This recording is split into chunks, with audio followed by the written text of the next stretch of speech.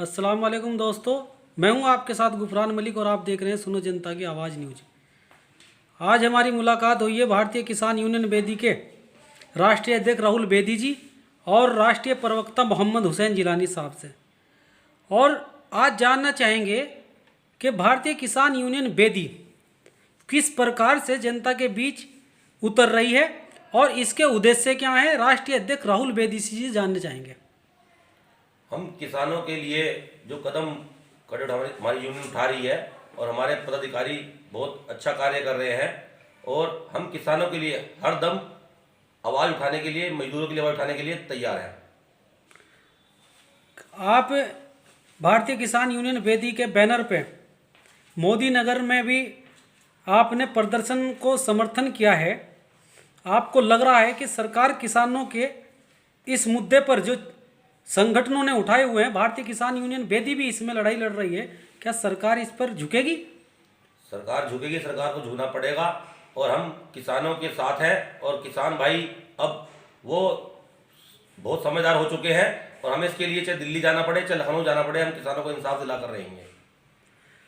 अब बात करेंगे भारतीय किसान यूनियन बेदी के राष्ट्रीय प्रवक्ता मोहम्मद हुसैन जिलानी साहब से कि जिलानी साहब, आप बताइए कि भारतीय किसान यूनियन बेदी में आप क्यों जुड़े हैं, क्या अच्छा लगा है आपको?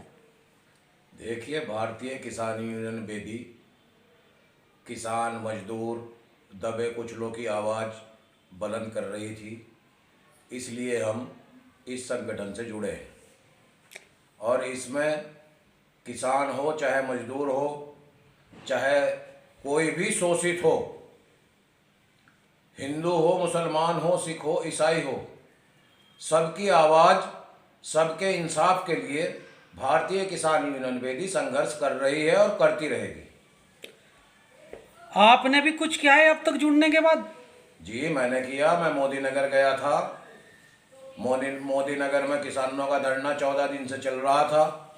जिस दिन हम गए, ऊपर वाले ने ऐसी सुनी कि मेरे ही भाषण के बाद पूरा जिला प्रशासन महापंचायत में आया और महापंचायत में आकर उन्होंने कहा कि 1 हफ्ते के अंदर किसानों को उनका मुआवजा मिल जाएगा।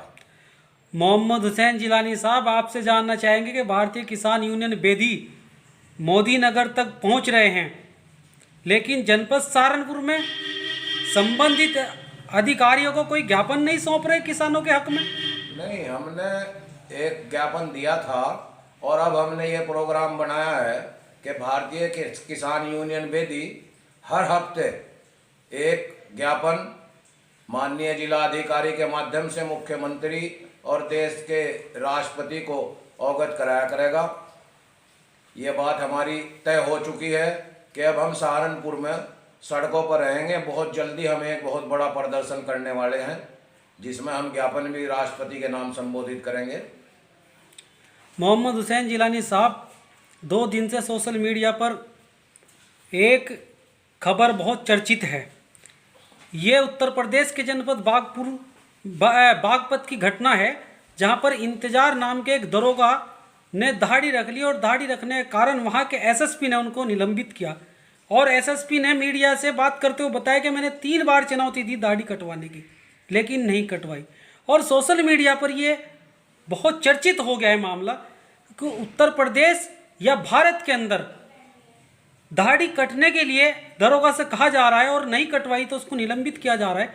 भारतीय किसान यूनियन बेदी इस घटना को किस तरीके से देखती है?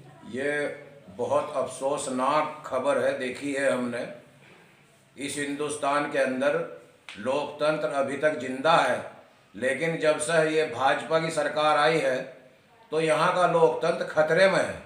इससे पहले 70 साल आज़ादी को हो गए, कभी ऐसा नहीं हुआ कि दाढ़ी रखने के लिए परमिशन लेनी पड़े या ज़बरदस्ती किसी की दाढ़ी कटवाई जाए। ये इस भाजपा शासन में हो रहा है। ये हर चीज़ को हिंदू मुस्लिम से जोड़ कर चलते हैं, लेकिन इस बात को भारतीय किसान यूनियन बेदी किसी सूरत भी बर्दाश्त नहीं करेगा। ये संविधान की बेइज्जती है, हिंदुस्तान के लोकतंत्र की हत्या है कि इसमें अपनी मर्जी से आदमी जी नहीं सकता। दोबारा ऐसा लग रहा है जैसे अंग्रेज आ गए हों देश के अंदर। ये मैंने मुरादनगर के अंदर भी कहा था कि ये वो उन लोगों की सरकार है कि जो लोग आज़ादी के टाइम भी अंग्रेजों के मुखबर और दलाल बने हुए थे, वो लोग आज हिंदुस्तान में सरकार पर बैठे हैं। बहुत बहुत शुक्रिया दोस्तों। हमने दिखाए ये थे दोनों सहारनपुर की एक अजीमोशान शख्सियत, एक भारतीय किसान यूनियन बेदी के राष्ट्रीय अध्यक्ष राहुल बेदी जी, और दूसरे हैं भारतीय किसान यूनियन बेदी के राष्ट्रीय प्रवक्ता मोहम्मद हुसैन जिलानी। मैं हूं आपके साथ गुफरान मलिक, मुख्य संपादक सुनो जनता की आवाज़ न्यूज़ सहारनपुर।